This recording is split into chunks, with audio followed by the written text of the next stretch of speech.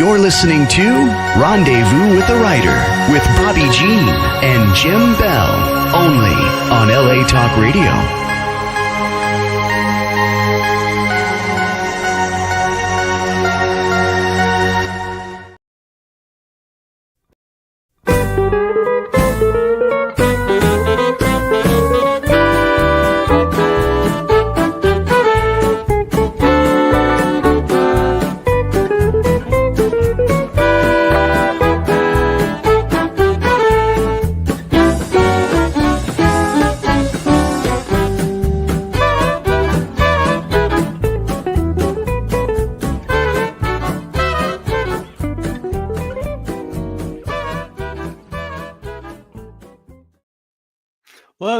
Welcome to Rendezvous with the Writer, where readers and writers meet. And story is everything. You've just been listening to Hot Texas with a Hot Texas Swing Band. What's going on tonight? We have a full house. We have writers in the studio with us tonight, and we are so excited to have them. And we're going to just bring them on. Please welcome Richard Prosch, curator and editor of the anthology we'll be talking about tonight, Through Western Storms. Hello, Richard. Hello. Hi, and then who's next? Hi. Yeah. Who's coming on next? We have John D. Nesbitt. And we have John joining us. And here he is. Hello, John. Welcome. And well, hello there. Hey.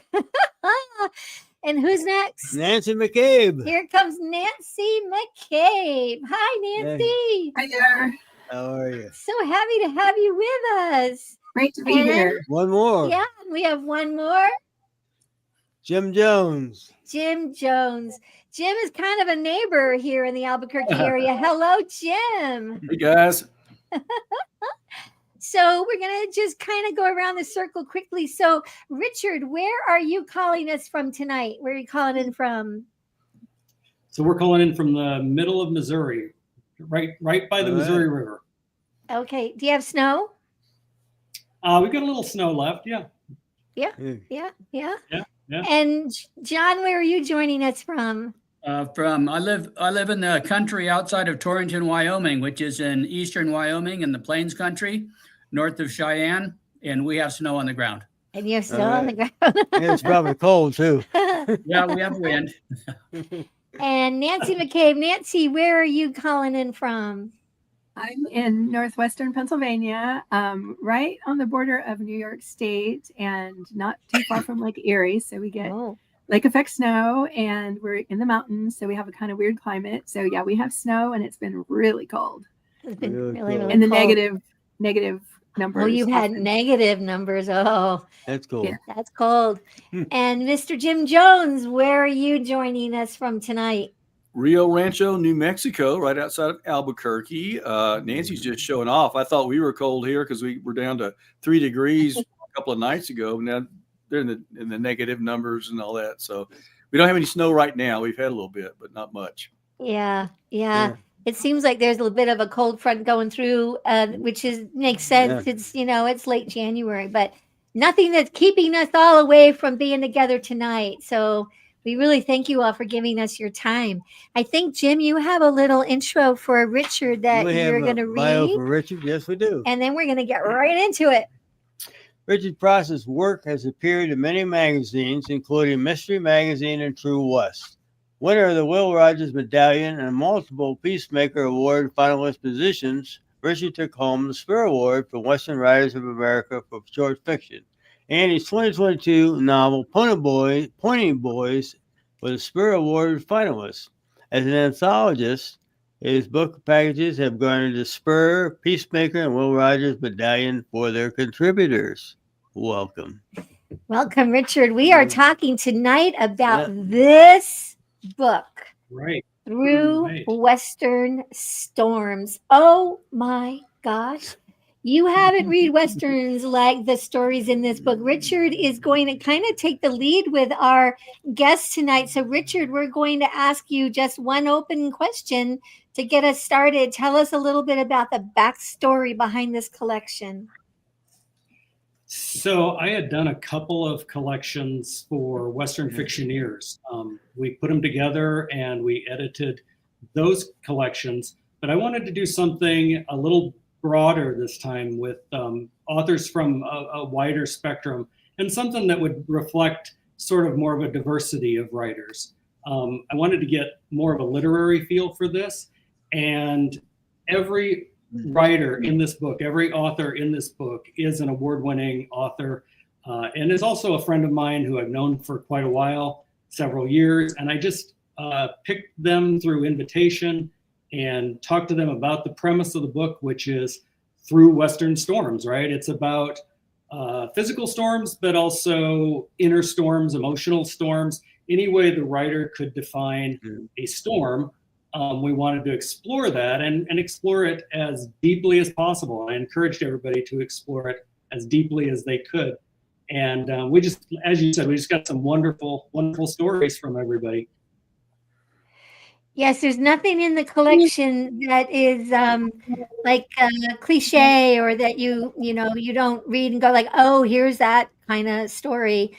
Each one is just so unique and engaging, and really you can't put it down.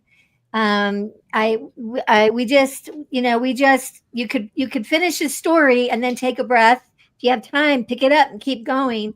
But you could also finish his story and say, oh, I can't wait till my lunch hour now, or I can't wait to get, back into the reading mode. So, right. yeah. And each of the stories, I'd like to mention that each of the stories is unique in a way. And I try to keep it kind of, the term I use is lumpy. I tried to keep it lumpy so that the stories would each be sort of different in a kind of a subtle way. So for example, John's story, which we're going to talk about, White City, is written in first person. It's from a first person perspective of a young adult, of a 15-year-old. Whereas Jim's story, which I thought was something that Jim did that was really neat with his story, which is called Go On. It's divided up into chapters. So it's almost like a mini novel. And those chapter breaks, when I got the story, I said, what is this, chapter breaks? But it almost reads like a novel. It's so in depth.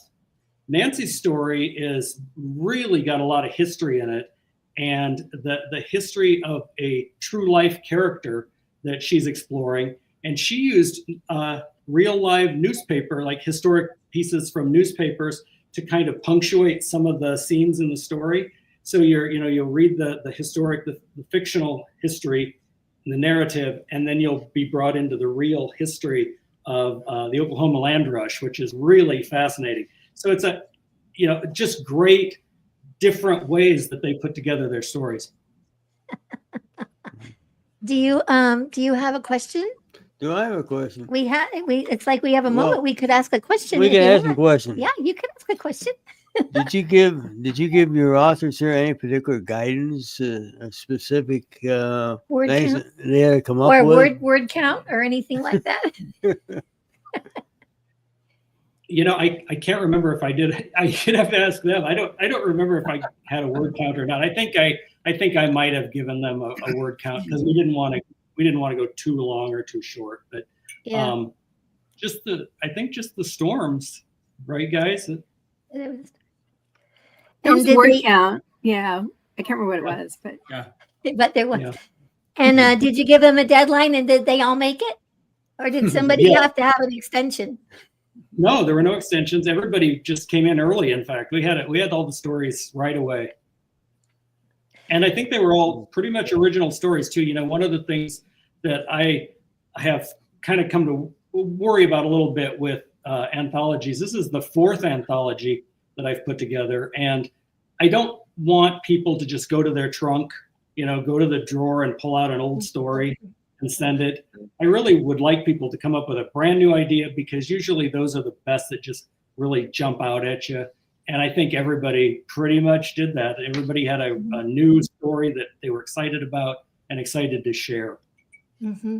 Mm-hmm. Richard, was there anybody else that you would want to kind of call out that helped to get this collection, not necessarily put together, but get it seen by the publisher, and anybody else that really was a dynamic part of the team? Well, I had worked with Tiffany Schofield, who was an editor at Gale. She was the Western editor at 5 Star before it shuttered, before it closed its doors. And I'd worked with her on Pony Boys, which you mentioned, one of my books. And Tiffany is now the Western editor, or was at the time of Through Western Storms. She was the Western editor at Thorndike, one of the imprints of Gale. And Thorndike does library hardbound copies of large print. And so we talked about it, and I said we were putting together this anthology, and she said, well, Thorndike would be interested in doing a large print version of it for libraries. And it is available in all the library catalogs around the country, and it's available in large print hardcover. Yeah. So she was really encouraging. One more question, I think, before we turn it over to Richard. Yeah.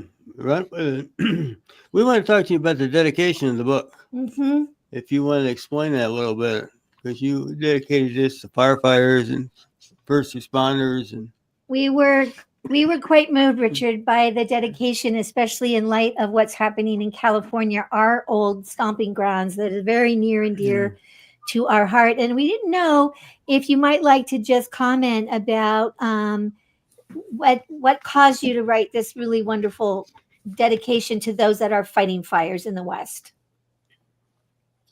Well, I can read it. It's dedicated to the interagency hotshot crews, firefighters, and first responders whose storms in 2024 were far from fiction and were all too real. We who live in the West owe you our gratitude and will never forget your service. Several of our authors were impacted by the fires last year.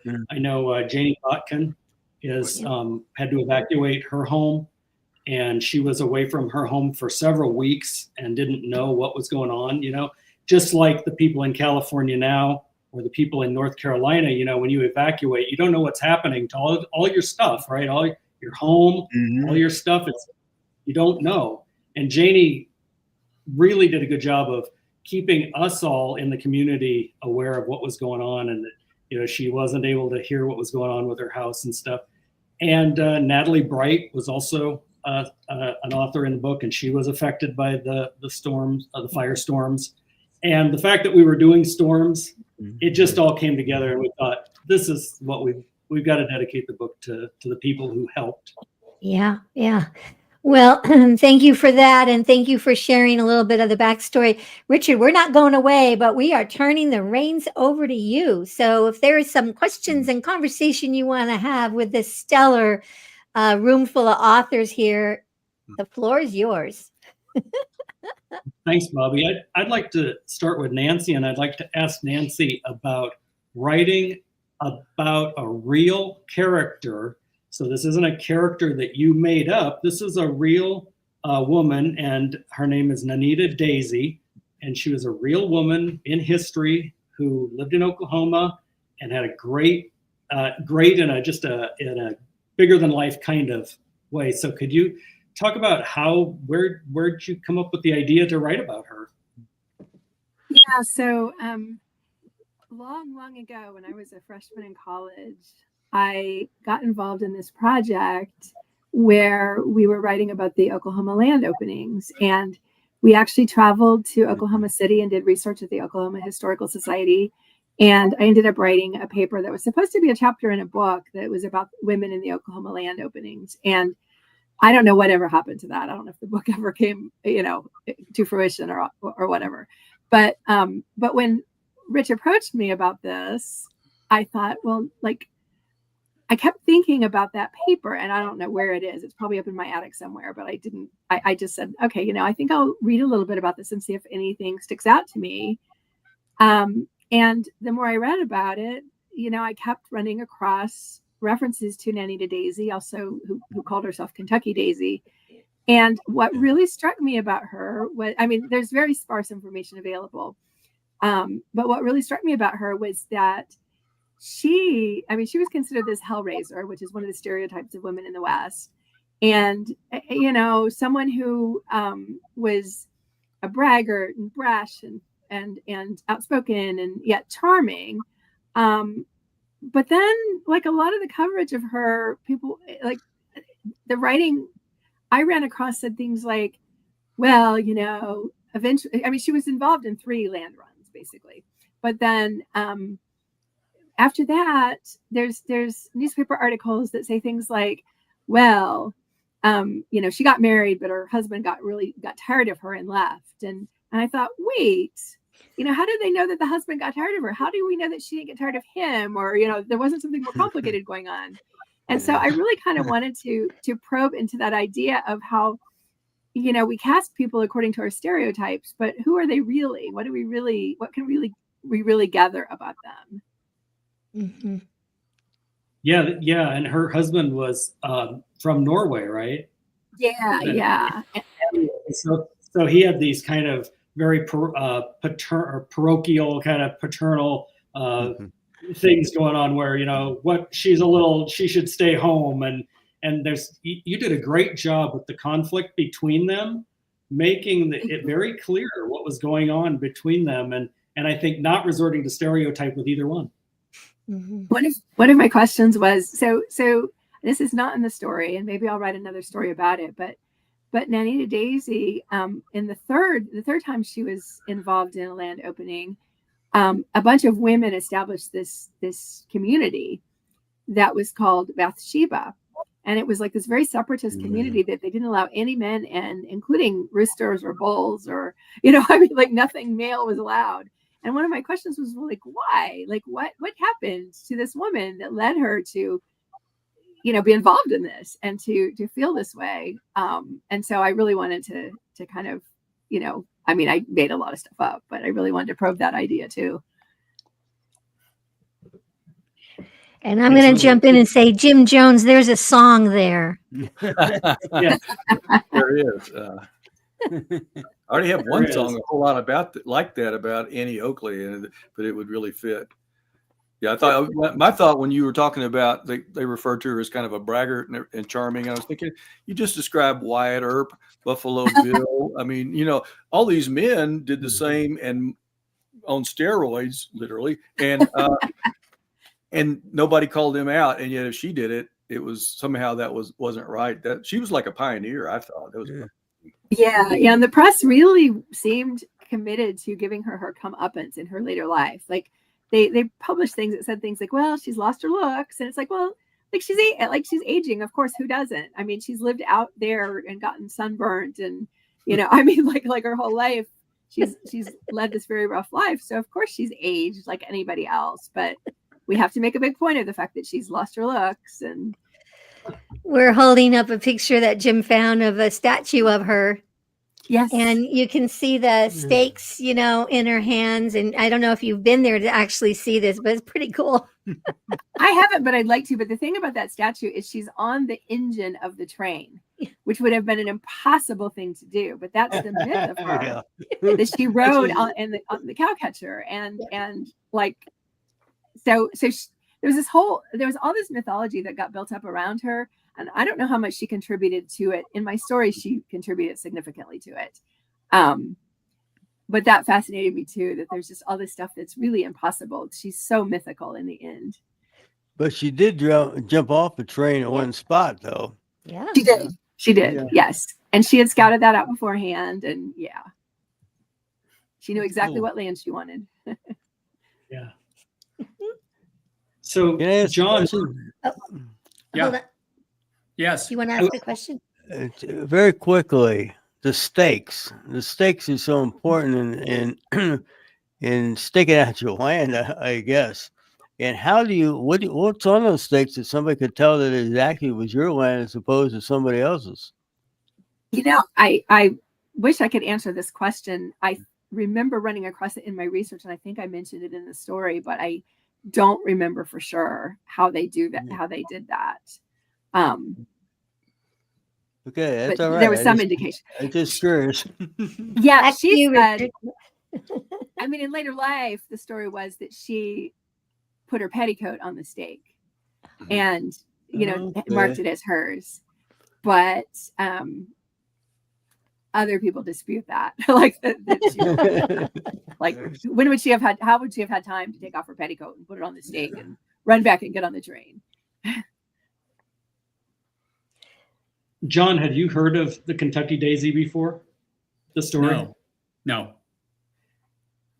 I hadn't either. I had heard the term or the name, in some, like, in passing, but I didn't know the story at all. So I thought, wow, this is just fascinating. This is just something that I could see it becoming a longer work. Do you think that you will revisit that someday? I actually am really interested in doing that. And maybe, I mean, I am from Kansas and I travel there, frequently, like once a year. And I think it would be really fun to take a detour and go to Oklahoma. And there's some other things I want to do there too. But I thought, and see what more information I can find about her. But there's so many stories. I mean, I couldn't cram it all into this story. So there's a lot more stories to be told. And I think there is a novel in it. Yeah, for sure. For sure. Yes. So I'm going to move on to John and ask about White City. It's from a point of view of a young, I guess. Well, tell us about the character. Tell us about the main character, Owen. Owen is working and he meets a stranger named Tom McClure. Right. He's a 15-year-old kid. They live in a tent city that follows the building of the railroad. And so, which was historically something that happened. They had these sort of portable towns that moved along. And sometimes there were, towns that kind of remained there, but also towns that moved with the railroad. And so he's in that kind of a situation, which I thought would be interesting to just have a generally rootless population like that. And so he is working in one of these businesses that's in a tent. He's working in a lodging house, or kind of like a rooming house. It consists of 2 tents, and he meets a stranger who comes to town. So I don't know if do you want me to say more than that, or is that's kind of like the beginning, kind of a response to your question, I think. Yeah, I'm gonna ask you, because I'm gonna go back and ask Nancy quickly to follow up. But first, I'm gonna ask you about the storm.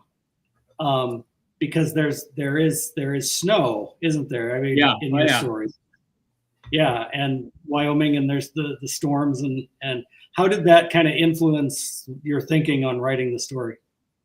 Well, I think I'll talk real briefly about where I got the title, and that is I knew of the term White City referring to a tent city because I had read this book a few years back called Devil in the White City. Is anybody familiar with that?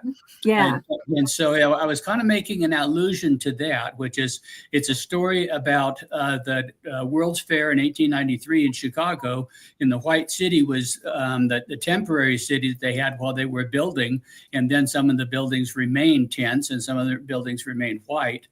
But there was a serial killer who was active in Chicago at the time of the World's Fair. And so Eric Larson, the author, kind of weaves those things together. So I thought maybe a little allusion to that, wouldn't do any harm. So that's kind of where I got the idea. But because it's taking place in a storm, and because it's kind of this mobile, or as I say, rootless population, I thought, there might be just a little bit of a foreboding sense to it, a little bit of a cold world and an impersonal world. And then at the very end, the stranger comes to town and solves the mystery and solves the problem, disappears into that whiteness. So I thought, that had kind of a thematic possibility. Yeah, that came across really well. Thanks. Yeah, Bobbi and Jim, I wanted to say that the stories in the book, besides the diversity of, we talked about the diversity of how they're written, there's a diversity of tone too, in that John's is a mystery. There's a lot of tragedy. There's humor. We've got a couple of stories that are just written, that are just hilarious. We've got something for everybody in this book. Absolutely. Yeah. Yeah. So I was going to just go back to Nancy and ask about the storm. So how did that fit in? I didn't ask before. How did that fit in, the idea of a storm? Yeah. So in my case, it was much more of a sort of emotional or metaphorical storm because of all the sort of stormy relationship that she has with her husband and Yeah. yeah. So there really isn't any. I kept looking through all my research for an actual literal storm and I never could find one. So but I just wanted to say about John's, I love that atmospheric, that cold, like there's something weirdly, to me, like weirdly suspenseful about it. It was really hard to stop reading it. So and and also like Jim's was like so sad. So I loved all the different tones and feelings. Yeah, Those are Jim. tough times, out there in that tent city. Can you believe me? How warm can you get those tents? You get too big a stove in there, you burn the tent down. So. Yeah. Richard, would this be a good time to just take a very short break and go chat a little bit about Blue Cottage Agency and Clicks by Madison? Jim Jones and us are love everything that they do for writers. And they do it for us and they can do it for you. And this is very short. We don't really want to stop the flow, but we'd love to give a shout out to our sponsors. So don't go away. We're going to be right back after this announcement from Blue Cottage Agency and Clicks by Madison.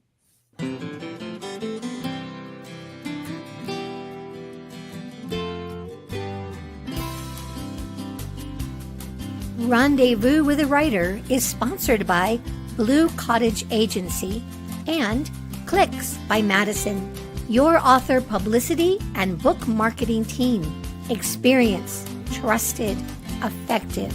Contact them today at bluecottageagency.com. Welcome back to Rendezvous with a Writer. We're talking to Richard Pross, John D. Nesbitt, Jim Jones, and Nancy McCabe. Okay, we're back to you, Richard. Back to you, Richard. I just Through want to Western Storms. real quick. The music to that little spot was wonderful. Yeah, did you like that, Jim? I think you had something to do with that, didn't you? Yeah, I wrote that with Bruce Huntington. So yeah. And we appreciate you giving us the courtesy to use it for that spot. Thank you always. Okay, Richard, back to you. Well, and for those people who don't know, Jim usually shows up on Facebook once a month. Is it about once a month you show up and do a Facebook Live with your guitar? I do. And I've sent in a few requests a couple of times. So what I requested for this book was something of a storm, a short story about storms. And man, wow, you delivered quite a story. It was deep and compelling and gut wrenching, and yet inspirational at the same time. I thought it was incredibly inspirational at the end. And maybe it's because I grew up around some people that were like that. These are tough Texas Panhandle people. So could you tell us a little bit about your story and where it came from? Well, when you made it clear to us about that it didn't have to be like a literal storm, and so I was trying to think of what I wanted to write about, and it actually the general idea I took from a song I'd written with my friend Alan Chapman called "Learning to Let Go," and how hard that can be, and it sort of, and then I have a lot of friends that live around Amarillo and the whole High Plains area, and I know a whole lot of cowboys, and they're tough, and they don't have the luxury of kind of giving into their emotions, and yet these things happen then like they happen now. You have someone who's dear to you who gets sick, and what do you do? And how do you find a way to deal with that? And so that kind of became the model, is that song. And I want to say this. It's funny because you talked about me having chapters in my short story, like that was a really smart thing that I came up with. Rich, I'd never written a short story before. This was my first one. I thought they had chapters. I don't know, just not a lot of chapters. Good. But yeah, and the other thing, I didn't even think about this. This part actually just sort of happened, but there's a pivotal moment in the story where the the cowboy who's just trying to hang on and denying that his wife is ill, encounters a storm, and it's a breakthrough for him in a lot of ways. And it's just a good old panhandle storm that came through when he was riding back to the ranch. And so that's sort of where it came from. And then the notion of just the dignity that people had to just keep going, it's not easy. And that's what they did. And those folks were tough. This was 1890, I think is what this was said. They were tough. They kept on going. Yeah. The title of the story is, for those that don't know, is Go On. And that's kind of the theme, as we go through the entire story. I was struck by, probably in the second page or so, I realized that Rebecca was probably going downhill, and it wasn't necessarily going to get better. And yet there was this compelling, and I credit your writing as just being so good, just so bottom line good, that it would just carry me along. It was compelling to keep, what's going to happen next? What's going to happen next? Maybe he's going to throw something in there and you did. You threw in the emotions, the emotions of the kids and the protagonist, John, the husband, who has to go through this and his inner storm. And it just, it pulled me right along. Really well done. Thank you. What did you guys think, John and Nancy? What did you think of the story? I found John's denial so poignant, like the way that he can't for so long fathom that she won't get well. And there was a kind of suspense to that too, because I kept thinking, oh no, he's gonna eventually figure it out, but I don't know, that just, I think, enriched that character for me a lot. It just seems so real and so touching. Yeah, I thought the story carried me very well.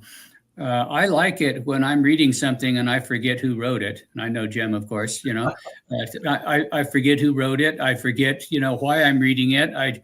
As we were talking about his story a minute ago and about yours also, Nancy, I forgot that these were storms. I mean, I was just remembering what was going on in this story. I mean, the story that takes on its own life. That's a really good point, John. Everybody I mentioned before, everybody in the book is a friend of mine that I've known. And when I got these stories, I kind of thought, this will be a John Nesbitt story. This will be a Nancy story. And when I got them, and I just kind of mixed them up, I didn't read them in order as they came in. I put them aside in a pile, and then I would read two or three. And I mixed them up. And very often, just as you said, I didn't think about who I was reading. I thought about the story because they were all that good just to pull us in. Yeah. Can I make a very quick comment to Jim? The dialogue is wonderful. The dialogue between John and Becky or Rebecca, and then with the kids. And when they talk about a dress and he remembers a dress of hers. And I think maybe she actually really hadn't worn it in a long time because he finds it in the closet. Right. And I thought that was such a wonderful touch. I enjoyed the entire story, but I just thought the dialogue between characters and when he's with his children and was just wonderful. Yeah, it's the stuff with the kids, and I don't want to spoil anything, but they start out kind of clueless and just worried, and they don't know what's going on. And with his denial, he is just not helping them at all. And part of his journey to come to terms with this includes helping the kids, and which was so important. And he realized that if he loses his wife, he's the only parent. And the part about wondering if he ever had any fun with his dad, and thinking he probably did, but it's all kind of work focused, and he didn't take the boys fishing and stuff like that. So it was tried to cram a lot of stuff in there. I thought it was a great teaching moment for everybody, is because Edna, because the wife, Rebecca. See, I'm getting my characters for different stories, But I thought it was a great teaching moment for the two young sons and for the father. Yes. the father's kind of in denial, and the poor kids, they really don't know what's going on. So it's kind of, we tie it all together. So something really striking to me too is like when she died, I thought, oh, now what's he going to do? Is he going to call the coroner or what? And then he goes out and digs a hole and buries her. And I was like, oh my God, like, of course that's what people had to do. But yeah. Yeah. And then they had to go on and do their chores. Yep. Yeah. And that's, that really hit home for me too, because I grew up on a farm and you always had to go do the chores. You always had to go milk the cows. It didn't matter what happened. It didn't matter if you were at, a funeral or a wedding, either one, good times and bad times. You always had to stop. You had to stop whatever you're doing and go milk the cows. Mm-hmm. One thing I sort of became aware of as I was writing it, and I didn't want to overuse it, but there's so many ways that you say go on. Like a couple of times he's like, go on, and other times it's go on. And so different layers. Yeah. It's hard to believe that you said this was your first short story? Yeah. One of the things I was really aware of as I started doing it is that writing a short story for me was a lot more like writing a song than it was like writing a novel. And I've done both. And in a short story as well as in a song, you don't have much time and you don't have the luxury of kind of stringing it out. And so you got to really condense that story and make it meaningful and have an arc to it and everything. A song is about 3 minutes, and this thing I think was like 4,000, 5,000 words is all. So it was so that helped me actually. I think kind of think about what I was doing. Mm-hmm. Yeah. And each of you have done other things as well. You've written short stories. You've written longer works. I think Nancy, you've got 9 or so books, and you've also been published in news. Tell us about that. Sorry to miss part of other work. I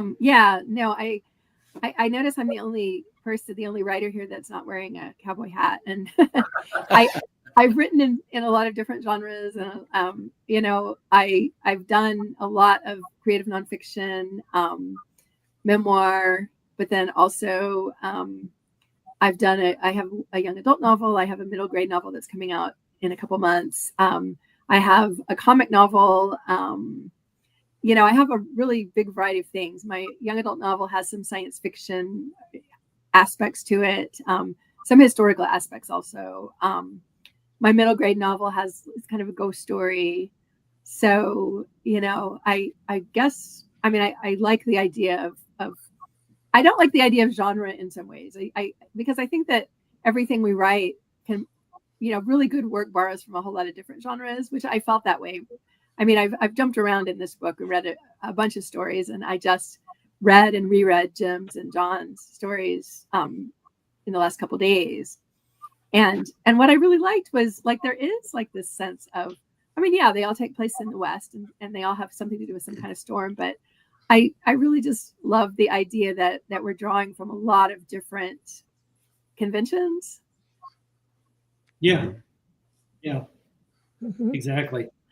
And of interest to some of the Western fans out there that follow Rendezvous with a Writer out West, they might be interested to know that you have a historical memoir piece about a literary childhood with Laura Ingalls.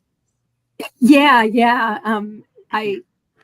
It's a creative nonfiction book that's about traveling to sites related to children's literature that I loved as a kid, rereading the books from an adult perspective and thinking about that, and then going to various tourist sites. And I went to all the Laura Ingalls Wilder sites in the Midwest, which is where most of them are. One of them is in, actually, one is like 30 minutes from me, and then there's one in upstate New York.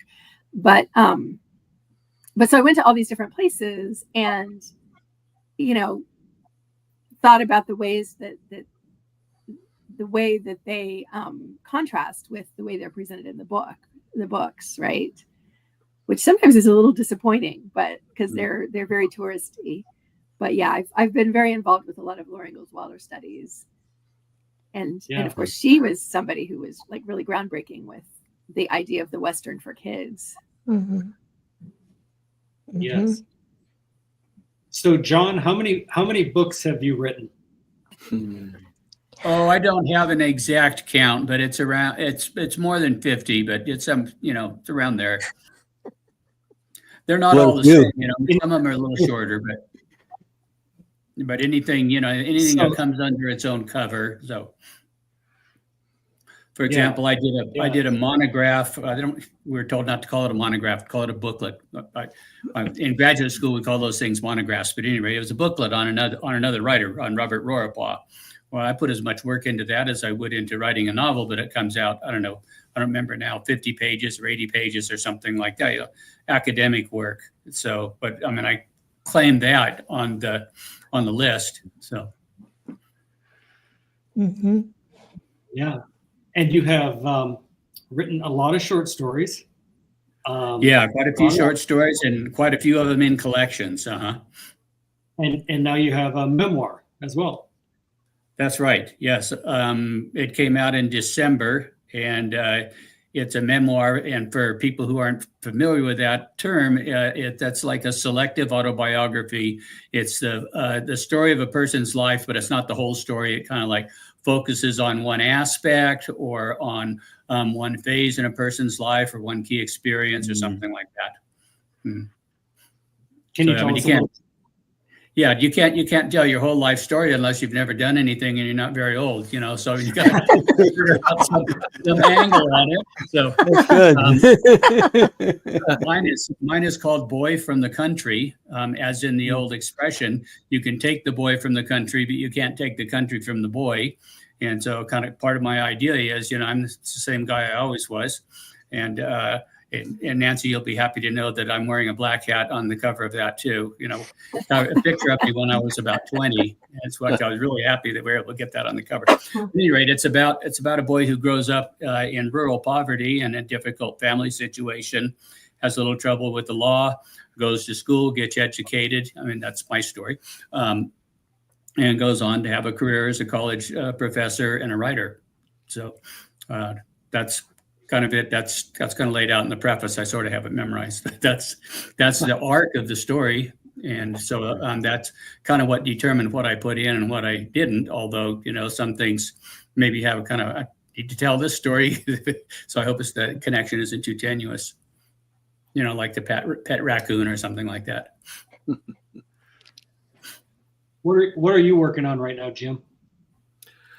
Real quick, I just want to say John Nesbitt's also a poet. A really fine poet. Right. He's done everything. So I think he may have even written some songs with some folks. I think, haven't you, John? That's right. Yes. Yeah. W.C. Jamison did a whole CD of my stuff, and then Carol Markstrom has recorded one of my songs.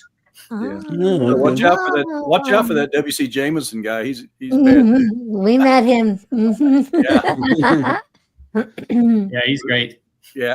So you ask what I'm up to these days?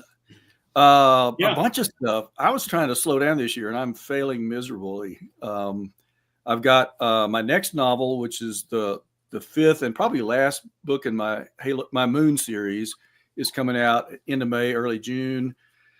I have a children's book. My publisher decided to take the first two, which were shorter, and put them with the third one and make one big volume. So that'll be coming out in April. I'm working on a live album project with my friend Alan Chapman. 2/3 of it will be old traditional cowboy songs and folk songs like Wayfaring Stranger, and then things like Little Joe the Wrangler. But also the other third will be our music, songs we've written.